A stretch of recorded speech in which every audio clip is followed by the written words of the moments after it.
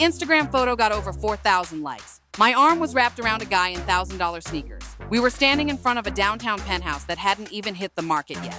Sealed the deal in 48 hours. All cash, big moves only. I'd captioned it. What I didn't know, what no one knew, was that in 72 hours, the FBI would show up at my office door, and I'd have to choose between keeping my career or helping take down a criminal I'd just helped buy a $1.7 million getaway pad. My name's Elena Rivas, and this is how I learned that the wrong buyer can end your whole life.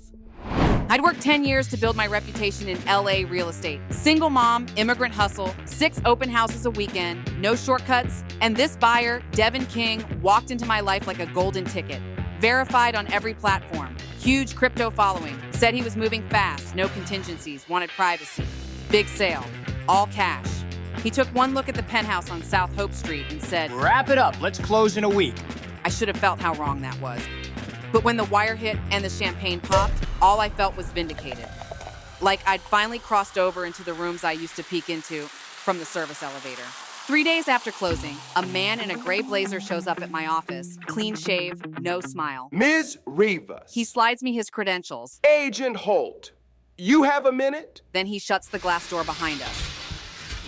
The temperature drops 20 degrees. The buyer, Devin King, he's part of a federal investigation. Wire fraud, identity theft, crypto laundering. We believe this condo purchase was part of the scheme. I laugh, instinctively, like it's absurd. You think I had something to do with that? We think you're a pawn, and we're hoping you'll stay quiet. If this gets out, he'll disappear. We need the condo to feel safe, like he won. I sat there, frozen. My face was on the sale. My name, my brokerage, my goddamn Instagram. They didn't say, "You're under investigation," but they didn't not say it either.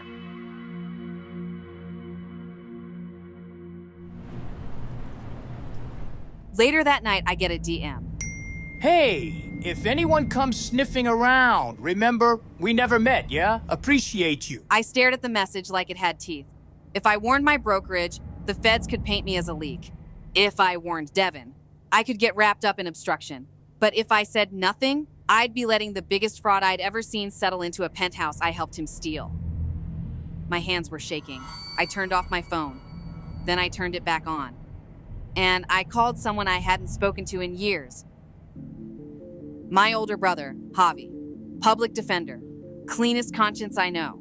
"You need to lawyer up, now, and get in front of this, before your face is on a subpoena."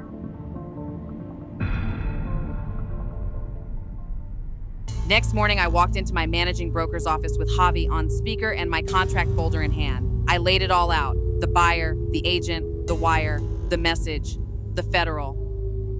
The room went silent. Then my broker said, "We're scrubbing all posts. Immediately, you're off social.